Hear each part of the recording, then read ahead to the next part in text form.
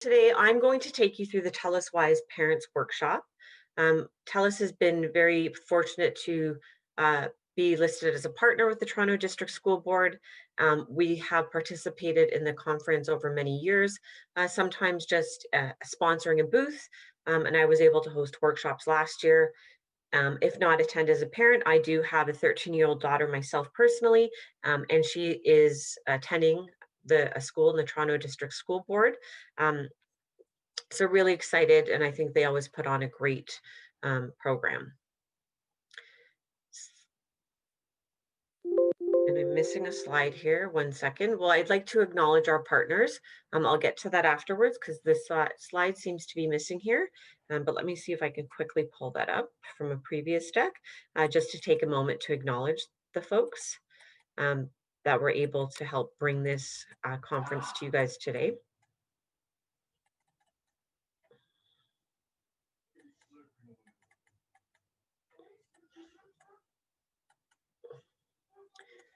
So thank you to our sponsors. Again, we greatly appreciate the contributions and the sponsorships for this year. All right, so we will kick it off. Just gonna wait for my slides to change again. And tell my family to be quiet. 1 second. Can you guys keep it down? I should probably close the door. All right, so TELUS Wise Parents. This workshop will be about 45 minutes to an hour. Again, feel free to leave me any questions or comments in the chat window, and I'll address them as I go through. I'm just going to put the chat back on my window. Just do a few things here. Perfect. So as mentioned, my name is Amanda. I work at TELUS. I've been with TELUS 21 plus years. So I remember when I started, we had one phone, and all you could actually do on it was make phone calls. And if you fast forward to 2020, we basically have little mini laptops in our pocket. Sometimes the technology that we use on smartphones is faster and stronger technology than they used on the Apollo 13. So I do see a question that if you have an 11-year-old, it is okay, but we do talk about intimate images, not in a risque format, but I'll leave that up to you. All of our workshops are available online afterwards, so it could be completed individually or together as a family. So that would be the only area that you might want to think about. Again, nothing too risque, but we do talk about that.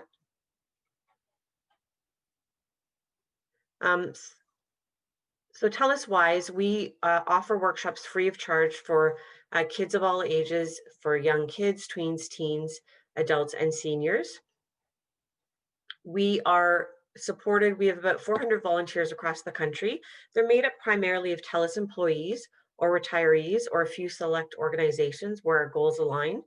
And we do not promote any products or services in our workshops. It's purely intended to be educational only. We are partnered with the Canadian Association Chief of Police, and we have been since 2014. The program originally launched in 2013. We are partnered with Media Smarts, who's a leader in digital literacy. So a lot of our printable classroom activities and our youth workshops are created in collaboration with Media Smarts. We sponsor the Amanda Todd Legacy Foundation, and we're partnered with Carol Todd, Hockey Canada, and PrevNet, just to name a few. As mentioned, we do have workshops for kids of all ages. You can find them by visiting telus.com/wiseworkshops, and you'll be able to select the workshop there. You don't need to download anything. They're computer and mobile friendly. So today I'll be taking you through the TELUS Wise Parents Workshop. But if you're looking for general internet and smartphone education safety tips, you might be interested in the TELUS Wise workshop. And then for seniors, we have TELUS Wise Footprints for students in grades 2 to 6. It focuses on keeping your digital footprint clean and being a good digital citizen. We have TELUS Wise in Control, geared towards students in grades 6 to 9, getting them to think about their online reputation and some of the things that they do online could impact them in the future. So making sure that they understand that and are ahead of that. We have TELUS Wise Impact. It's geared for students in grades 6 to 9, and it focuses in on the definition of cyberbullying and what to do if you witness cyberbullying, and strategies and tools on how to intervene. And then we have TELUS Wise Happiness. It was created with high school students in mind, but we have hosted the workshop for parents, um, business organizations as a lunch and learn, and it focuses on your digital well-being, and how to balance that with all the technology we have around us. So again, feel free to check those out afterwards, or share with your children or participate with them. They're fun interactive workshops. So what are we going to talk about today? We're going to talk about supporting youth in a digital society. We'll talk about ages and stages, so where they are developmentally. We'll touch on screen time, cyberbullying, sexting, gaming, social media, and online slaying, and parental controls. So as you can see, we are going to be going through a lot of the content today, and I'll show you afterwards. We'll kind of be skimming the surface on some of these topics, because we could probably create a workshop around every topic that we have here. But we do have parent guides online that go into these topics a little bit more in depth, and I'll show you where you can find those near the end of the workshop. Now, before we jump right in, using the chat function, feel free to share some things that are concerns for you as a parent when it comes to using technology. I know screen time's probably been a big one for a lot of folks, leading up to the pandemic, but as a parent myself, sometimes that's kind of fallen to the wayside, because we're using technology to connect with so many people, and without being able to go out and do certain activities. That might be kind of a crutch that we have. Okay, see how to use parental controls. Definitely, we will talk about that. Passwords over 14-year-olds, okay, and passwords and over 14 years old, and privacy. Okay, great. We won't spend too much time on passwords and privacy, but that is in our adult workshop that you can complete online. But if we have time, we can definitely come back to that and highlight that. But we do have tip sheets that I can share with you on that.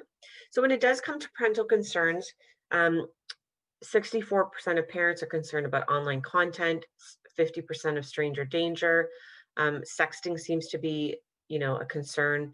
Really sometimes online activities, what our kids are doing, screen time, and cyberbullying. So we will touch on those topics. And over on the right-hand side, you will see what happens in an internet minute. So within an internet minute, 4.5 million views of YouTube, 3.8 million searches of Google, and 700,000 hours watched of Netflix, which is quite surprising. And I'm sure if we look at the data for 2020, I'm sure that these numbers will have tripled substantially, considering that we are online more and more, especially during the pandemic. And then, so I see a comment about good technology habits. We can definitely talk about that if we have time, but the happiness workshop really touches on that and how we maintain a good balance, like choosing our activities between nourishing and depleting. And then concerns about the amount of time they are plugged in due to e-learning, okay, and needing the time to play online with other kids due to, okay, so screen time, e-learning, kind of finding that balance there. We'll touch on that. So great. So first we'll kick it off, as we go through this workshop, remember, we don't need to be technology experts to help our kids participate in our digital world.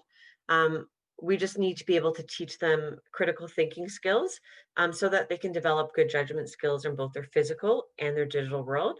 So don't be scared. Instead, teach your children how to stay safe, rather than keeping them out of the pool because they can't swim. Perhaps it's an opportunity to teach them how to swim so they can participate in that.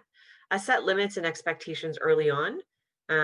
When you get into, your child's first smartphone or maybe a tablet or a device, having those guidelines about how we're going to use that, connecting, know what they're doing online and what they enjoy, and then be a good role model. So if you're asking them not to have, their phones out at dinner time, it's probably not good for you to have it out as well.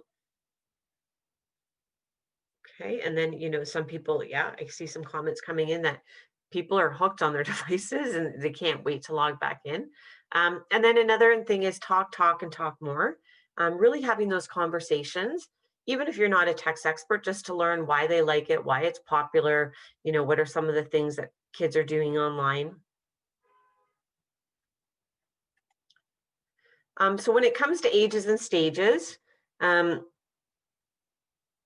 how many, well, that'll blow up the chat. So if you have a 2 to 6, a child between 2 to 6, at this age, they can perceive media content as real. They don't know that it's fictional or made up. Um, they may be easily frightened by images, and they lack critical thinking skills. And they may come across some inappropriate content, and then edutainments and vulnerability to marketing messages as well as screen time. So maybe your kid really likes Minecraft, and the next thing you know, you're like, oh, that's teaching them strategy and how to build things, but that might turn into a birthday party theme, a backpack, books, Lego. So just be cautious of that.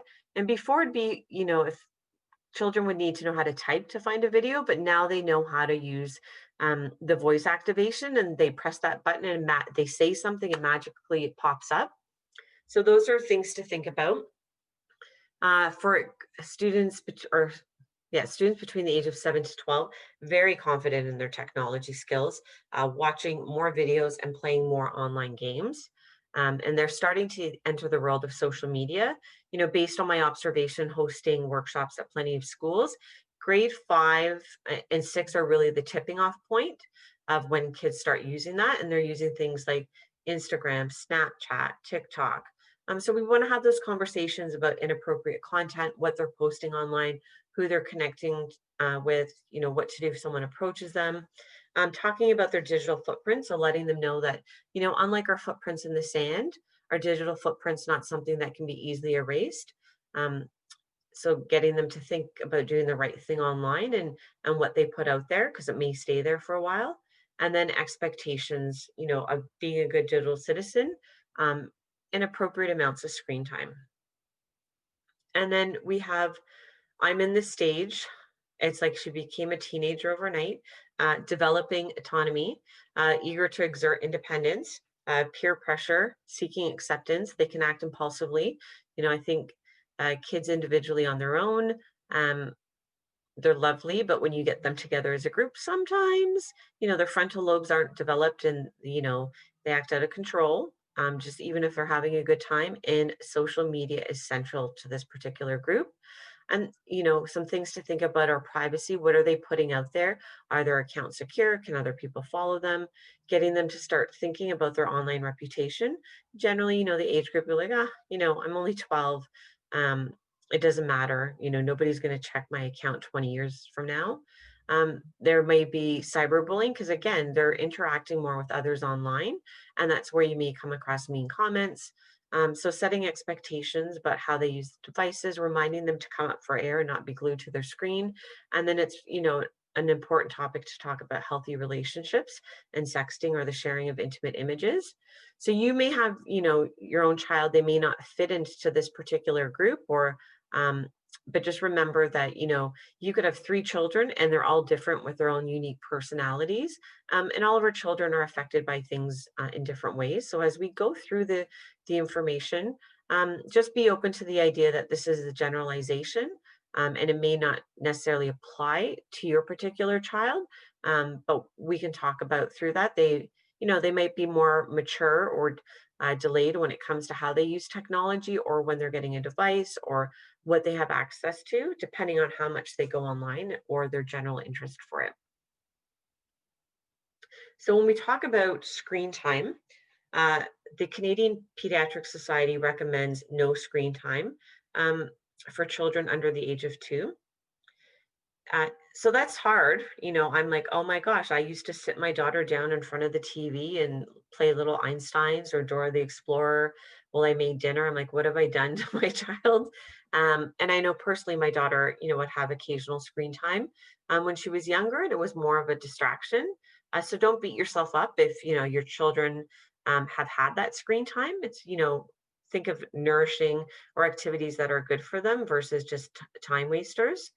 Between the ages of 2 to 5, they recommend less than 1 hour per day. And that can be really hard, especially with the pandemic occurring. And, we're kind of limited. We're more indoors, especially as the weather is going to take a turn and get a little bit colder. And then when I talked about, we have kids that all act differently.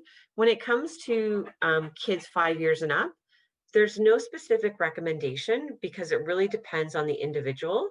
Um, and there's so many different variables to consider.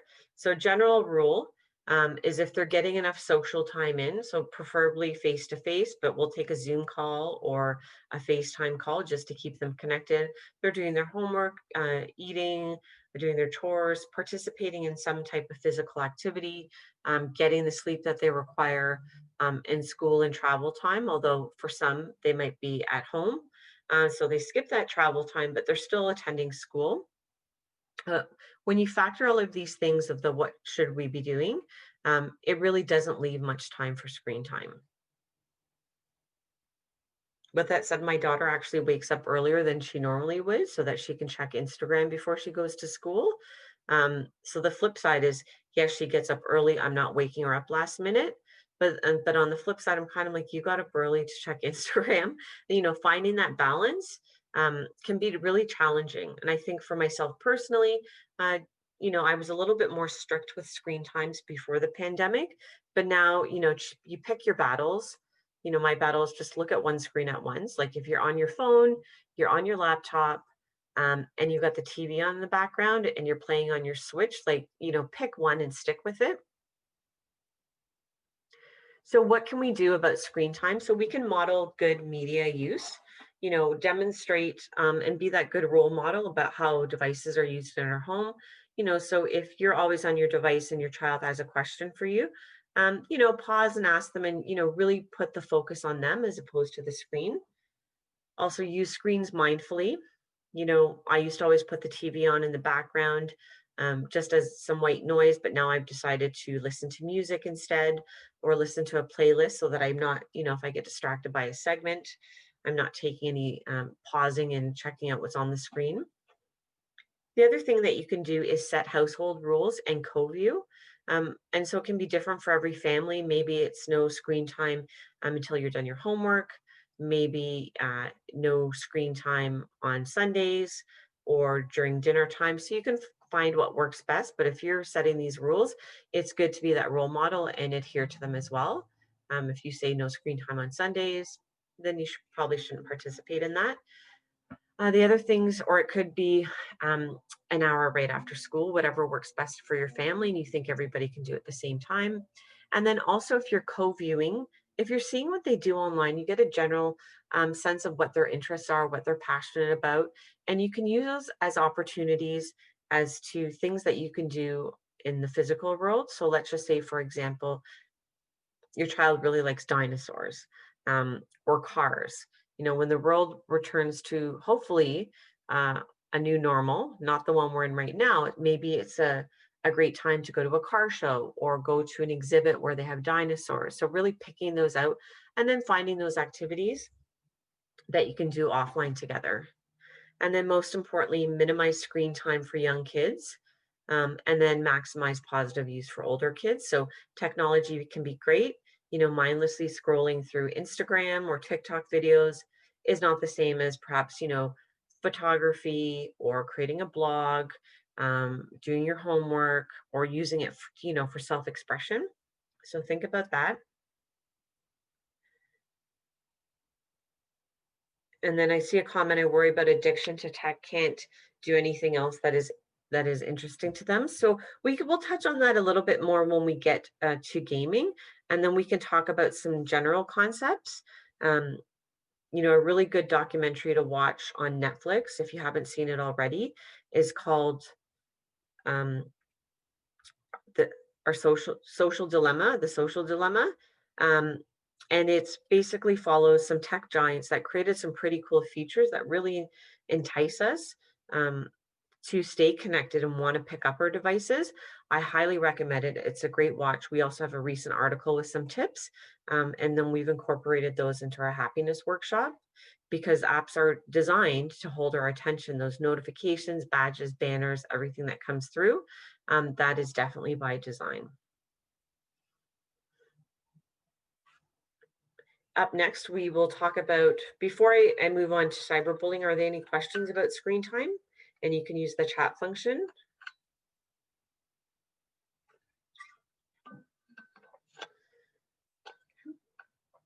Moving on to cyberbullying. We know that 42% of Canadian youth have been cyberbullied in the last month, and 74% say telling a trusted adult would help. So when it comes to cyberbullying, as parents or guardians, or anyone supporting youth, we want to listen to them, provide support, and remind them it's not their fault. So don't ignore and minimize it. If your child comes to you with, oh, they said this to me online, it was really mean, you don't want to be like, oh, bullying's part of life, because it shouldn't have to be. And really, show them that you care, and you're listening to them. What you can do is develop a plan together. So don't escalate without discussing it first. I think the most important thing is stay calm. I think our instant reaction is how can we fix this? How can we intervene? Um, so we can talk about that, but the important thing is not to take their devices away or restrict social media access. A lot of people think, oh, well, if I just take their phone away, they can't read these comments. And what that does is children learn this and they will not tell you because they want their device, or they're going to go to the library and log on, or they're going to go here or borrow a friend's device. So just stay calm. Um, if someone's mean to them on social media, they may not have done anything and they're being punished for it. The other thing too is, letting your kids know that they can get support if needed. So there is the kids help phone that they can call or text. And then there's also cybertip.ca if it's extortion, so sharing of intimate images without consent, or obviously the police.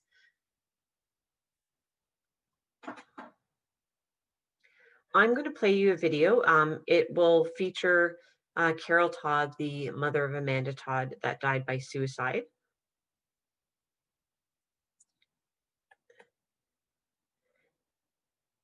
And you guys let me know in a second if you can hear the audio.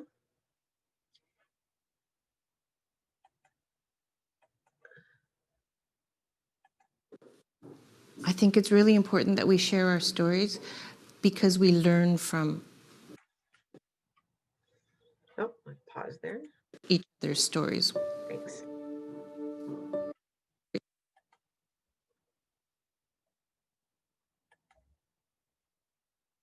Give me a second, it's thinking.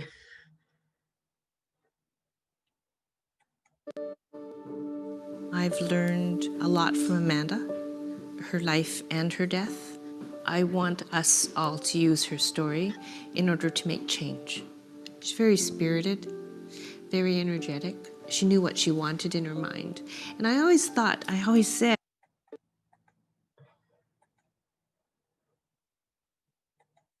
she was going to be a headstrong girl.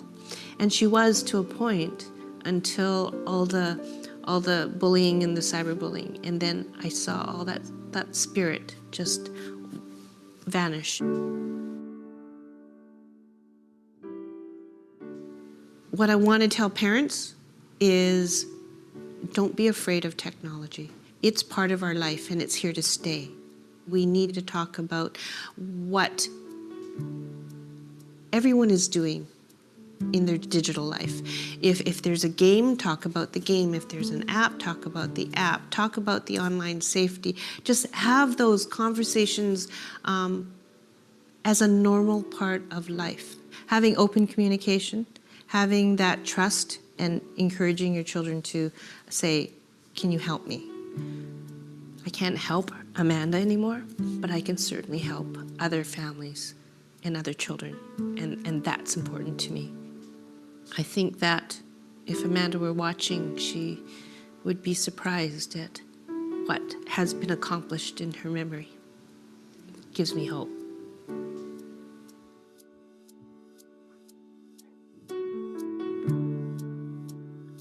So that is a short clip from our End Bullying page, we have about 6 different stories where we follow people around and get some of their insights. Either they've been bullied before and kind of how they've overcome that. On this topic as well, on October 10th, we released a TELUS original documentary called Dark Cloud, and it focuses, it follows Carol Todd's story with Amanda, as well as other individuals, families or individuals where they've been bullied, and some of them have thought of taking their own life. But then we also have Dr. Wendy Craig and Matthew Johnson from PrevNet and Media Smarts in that, offering tips as well. And that might be of interest. So we tell children, um, and again, I think this can apply to adults as well, because adults can be bullied or be bullied themselves, even with other adults. The first thing to do if you're the target of the online mean behavior is stop engaging in the conversation. Sometimes, reacting to it can just make the situation worse. The other thing that you can do is block the user so that they can't contact you again. I mean, a lot of kids will say, well, then they'll just set up another account and follow me. Well, if we are setting up our account securely, we should only have it so that people that we know can follow us. So that removes kind of that barrier. The other thing that you can do is record the messages. So take a screenshot, a photo of what was typed or said. If it's in a game, sometimes you may need to take a short video to see either the text on screen or hear the audio. And then I would encourage youth to, once they take that photo of those mean messages or those video, to pass it on to a friend or a parent, because the last thing you want them to do is pick up their device and every time they go into their camera, um, reel, they're going to see that message there. But we know that 50% of teens post something online that they later regret. Or they think, oh, I might get in trouble for this, so they take it down. So that's why it's important to record the messages, especially if the behavior is ongoing and reoccurring, and encourage them to talk to someone that they trust, whether that be a parent, a teacher, a coach, or maybe an adult family member. So we stop, block, record, and talk. And then if they witness online mean behavior, we encourage them to lend a hand, reach out and ask that person if they want support. Sometimes they just, that would make the person feel great. The other thing that they can do is take a stand. So if they're comfortable with it, if they want to talk to the person who's being mean online, to do it in a way that it doesn't feel like they're ganging up on someone or being confrontational. So usually a message or a conversation one-on-one would be more suitable than blasting it into a group message. What they can do as well is act with tact and kind of um, be tactful about the situation and how they choose to intervene and explain to the person how that might make someone feel, or they could distract the person that's being targeted. The other thing to do is walk the talk. So, being a good role model online and not sharing or liking mean posts. And we do have tip sheets, and we have parent guides on this that go into detail about how we can support kids through cyberbullying. Um, and that leads us into sexting, because sexting is a form of cyberbullying. So cyberbullying, it can be sending sex, it can be, leaving mean or inappropriate comments, harassing people, or even logging into people's accounts and posting information about them. For sexting, research shows that a significant number of youth appear to be part of a culture um, of sharing, in which non-consensual sharing of sex is not only tolerated, but normalized. So we know 4 in 10 teens between the age of 16 to 20 have sent a sext, 2 in 3 have received one, and 42% who sent sex have had one shared. And one of the ways that they go about it is, sometimes these excuses happen in bullying as well, is, we want to challenge the excuses, because they may be saying, oh, you should be thanking me. So what they're really trying to do is justify the action, or they may deny the harm. It's like, oh, it's not a big deal. Everybody does it. Or, I'm just the messenger. They're shifting the responsibility. Like, I didn't take the picture. I'm letting you know it's out there. Or, it's their fault for taking it in the first place. Maybe people learned from this, so they're blaming the victim. But when you share with them what these excuses sound like, sometimes it's helpful for them to realize that it is indeed an excuse. And we want to be able to help kids understand and recognize these excuses. We have videos and parent resources available at TELUS.com. How would you feel? And there's four videos that demonstrate teens sharing sex. You don't see the image, of course, but just some of their reaction of how that would play out in real life. And it's always better to see something, fictional played out as opposed to having that story hit close to home. So I encourage you guys to check those out. If we have time, I'll show you where you can find that information. And then there's tip sheets on how to talk to your kids about sexting as well. So what do we do in order? We want to be able to change the culture. So talk about how uncommon sexting is. Youth may be motivated to sext if they think everybody does it.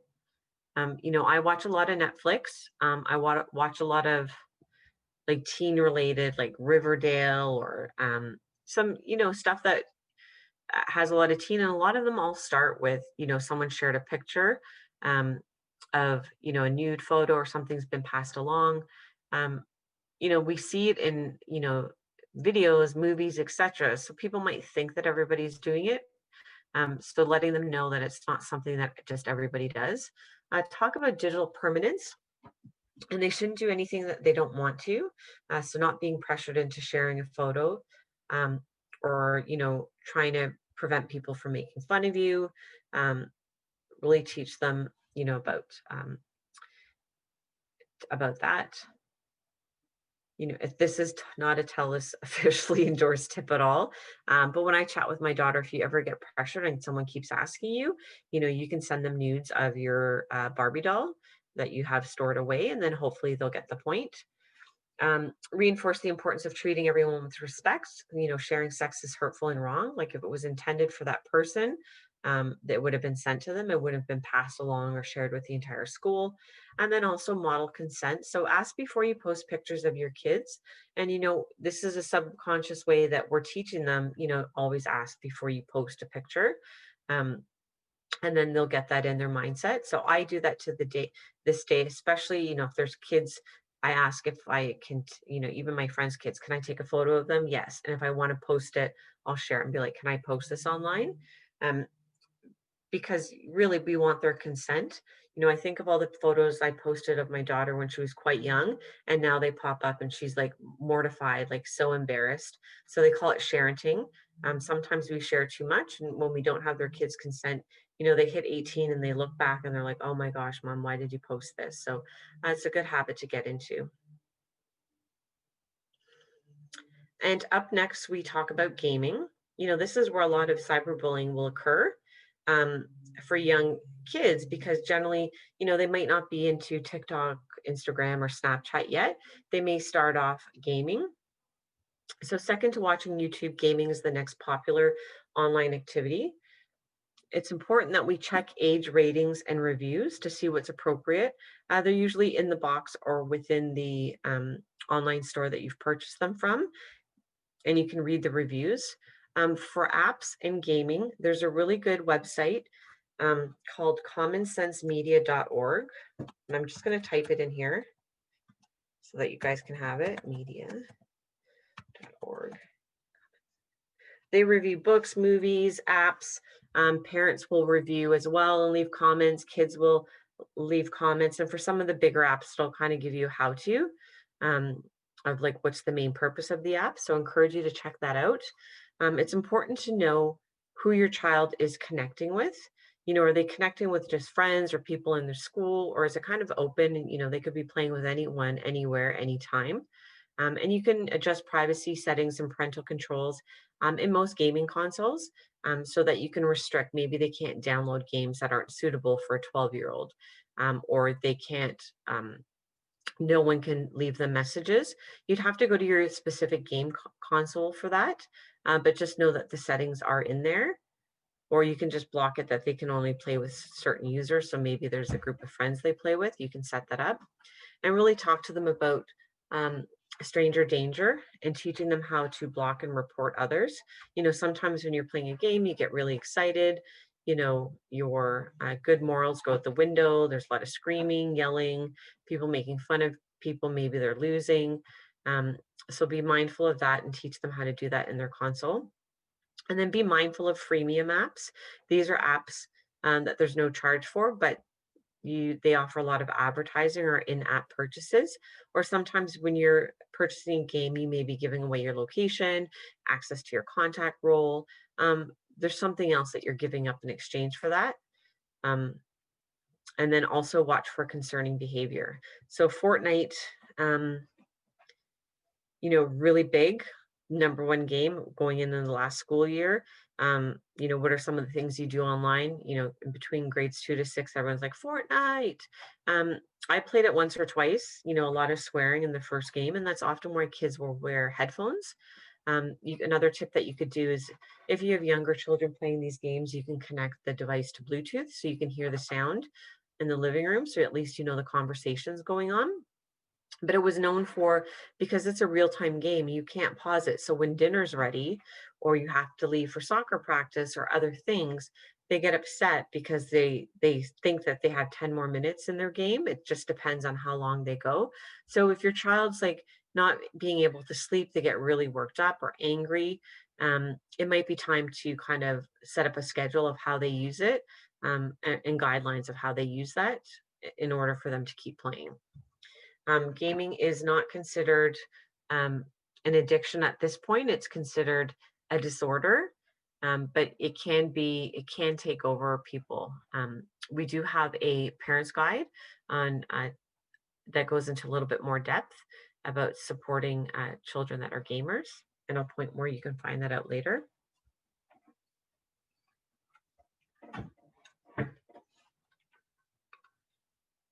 Here are some of the most popular social media apps that kids are using today.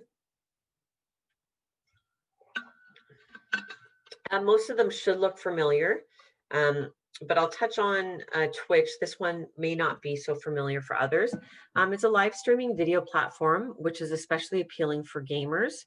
You can pay the person um, to do things online as well. So if they have a certain channel, um, they can do that. They have an in real life video where like they'll pay people to go around the gym and like take videos. Just a little bit odd, but it is known for gaming. Another app that comes up a lot that's not listed here is called Discord, Discord. And essentially what it is, it's an app where you can connect with other gamers. So for example, you could be playing the game on Nintendo Switch, but you're talking to all your friends at the same time, and you can set up different rooms there. The most important thing to do is to check privacy and permission settings when using any of these apps, but note that these settings are not foolproof.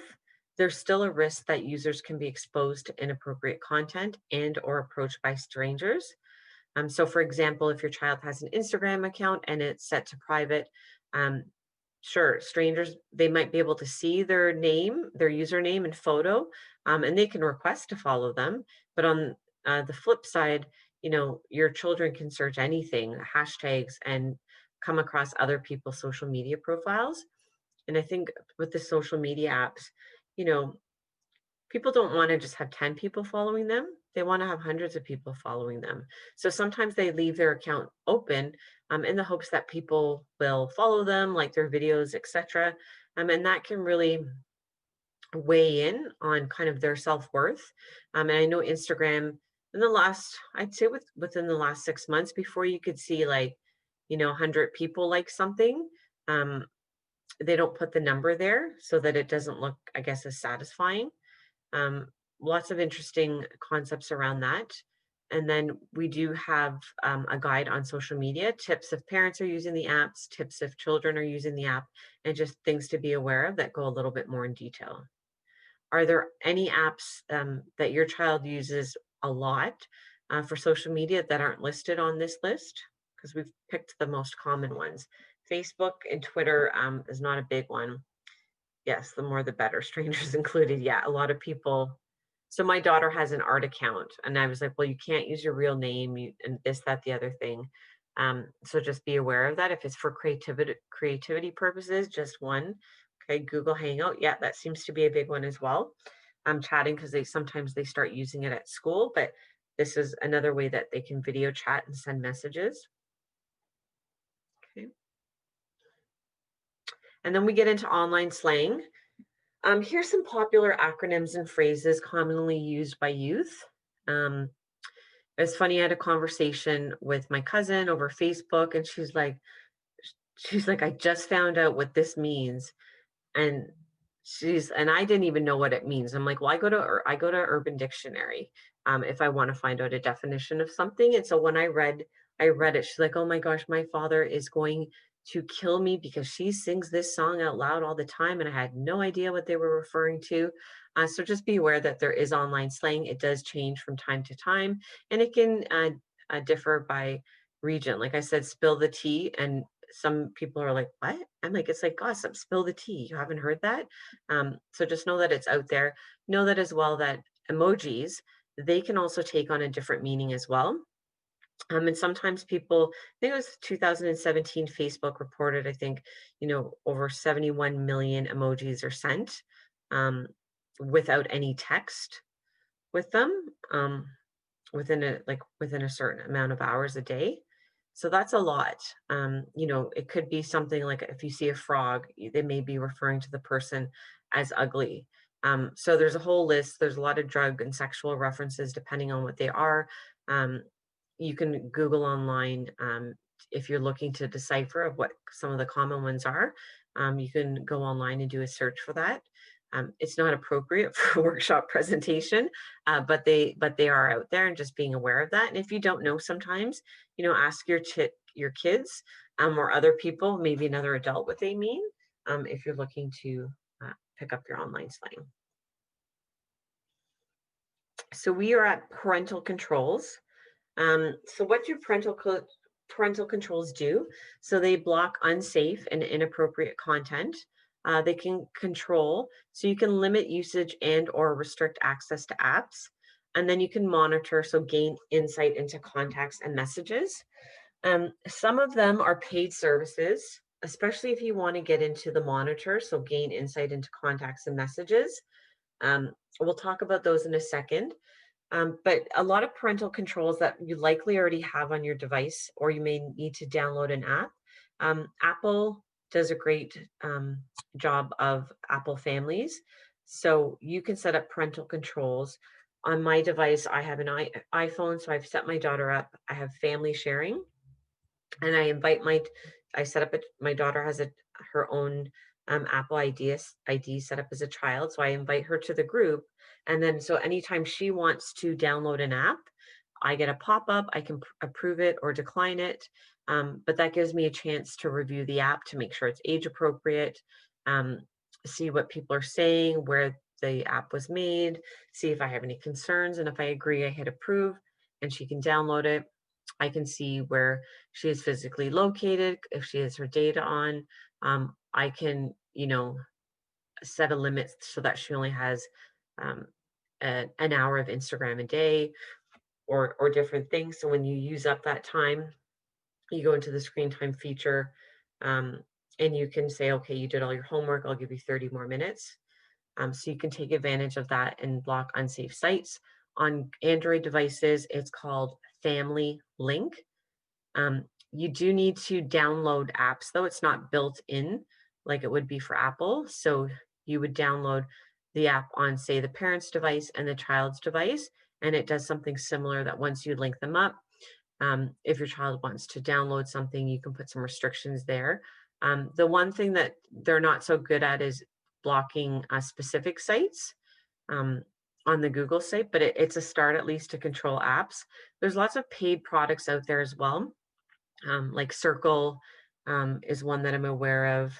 There's Bark, there's Net Nanny. Uh, there's Net Nanny, where you pay for the services. So you have a little bit more control. You can block sites. And then sometimes if you see keywords like um, that, like suicide, cutting, mean, like if you see mean comments, anything that seems mean, um, like your child's, thinking of taking their life or drugs and alcohol, you'll get like kind of notification there. Um, you can review pcmag.com for reviews and recommendations for those paid services to see what's best for you. I do see that there's a comment about resources on how to use the Family Share app. Um, I'll show you afterwards where you can find that for Google. So for Android devices and for Apple devices, what the built-in features are. They're pretty easy to follow in setting that up, but I'll point out where that is um, in a few minutes. So remember, solutions aren't foolproof and they don't replace open dialogue. And respect privacy and be transparent. And then parental controls work best if introduced at an early age. So from the very first time that your child gets access to a tablet or a smartphone, you may want to sit down and kind of have a technology contract with them of how they're going to use it and set those expectations. We do have a template on our site, but you know, every kid's different. You may need to adapt it and adjust it and make it your own, or you come to a compromise on certain items that you can adjust if needed. And we do have lots of guides on that. I'm going to play you a video.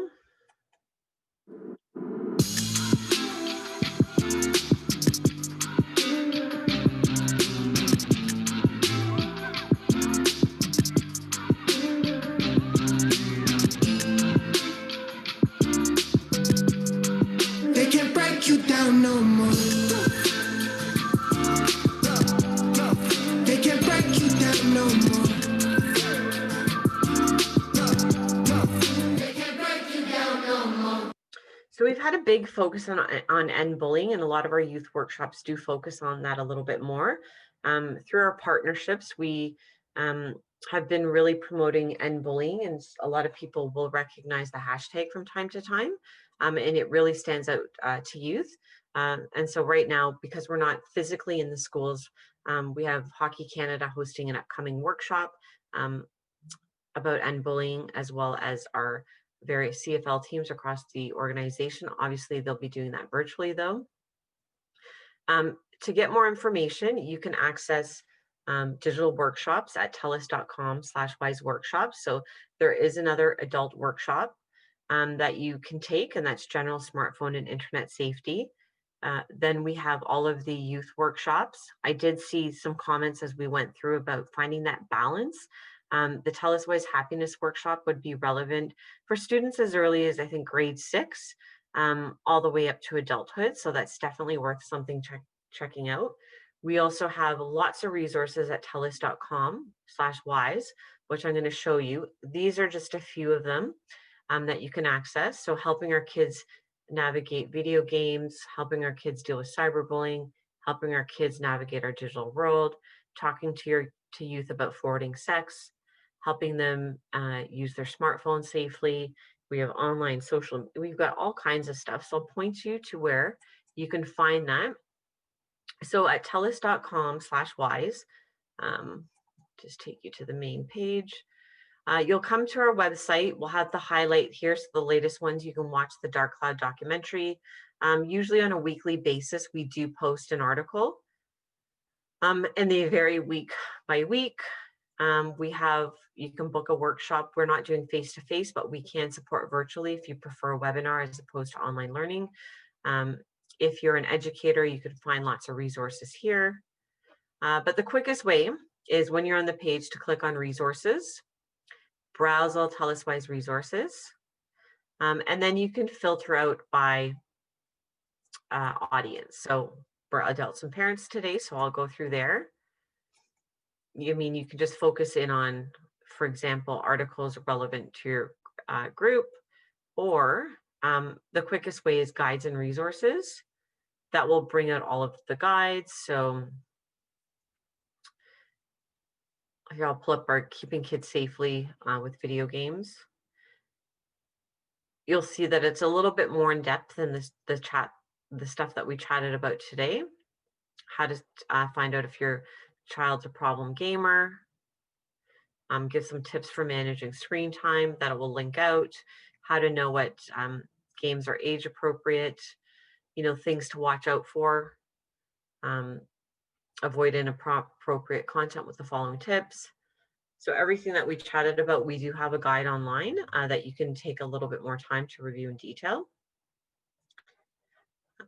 Then the other question that came up was, and then also I wanted to point out that the Dark Cloud documentary, when you go to watch it, it gives you an interactive um, guide with short videos and questions if you wanted to uh, review that with your children. If you do watch the documentary, I would recommend that you watch it alone before watching it with your children.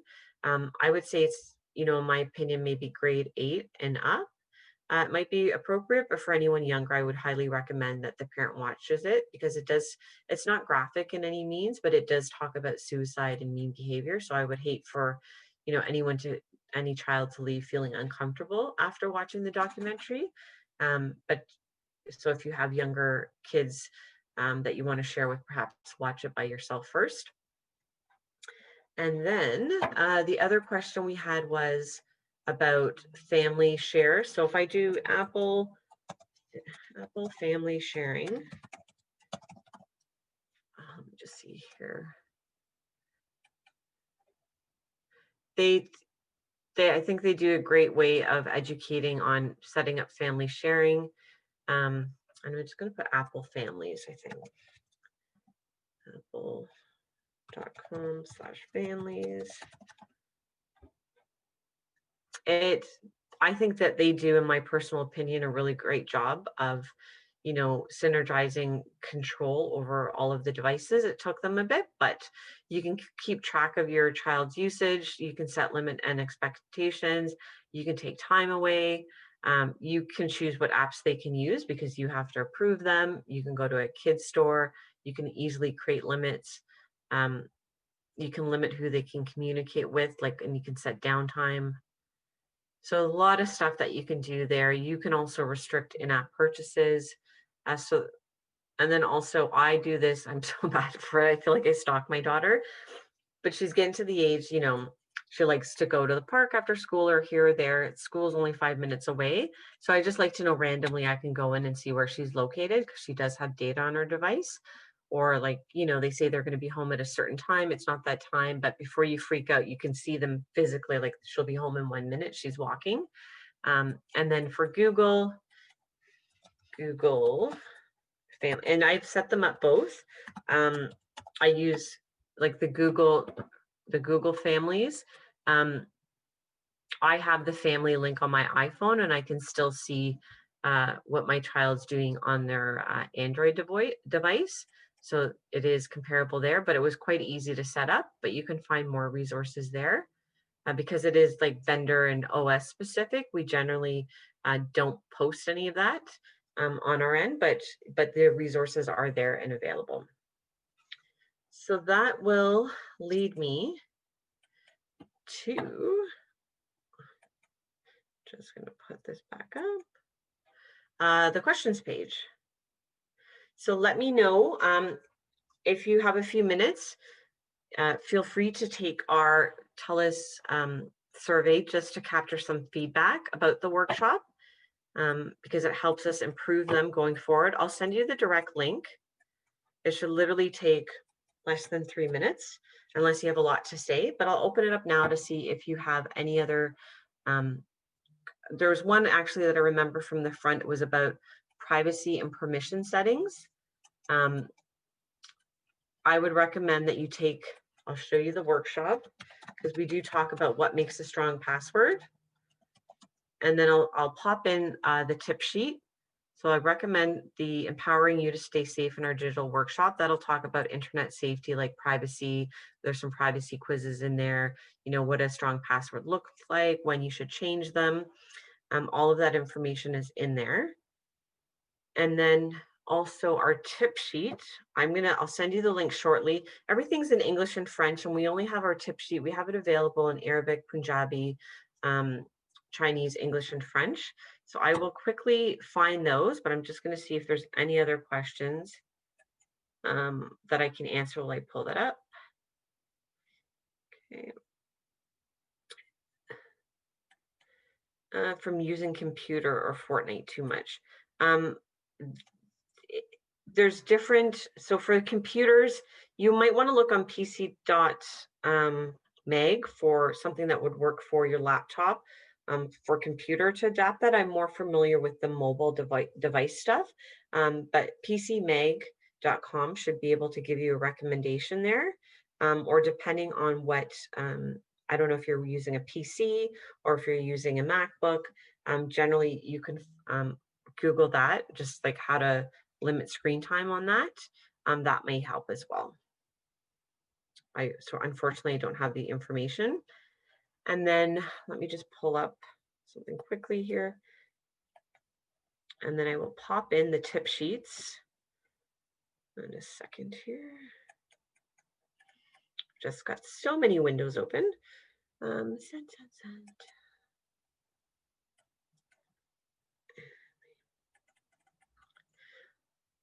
I'm going to send you just the links for the tip sheet. But we've got so many resources, but this will just cover off like a few other things, kind of like the basis of just generalized tips that we typically host leading up to a parent workshop.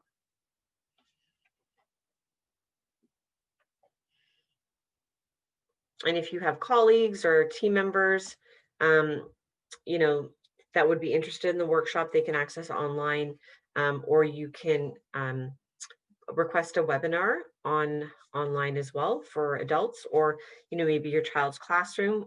We will be supporting those virtually. So the question was laptop, Nintendo Switch.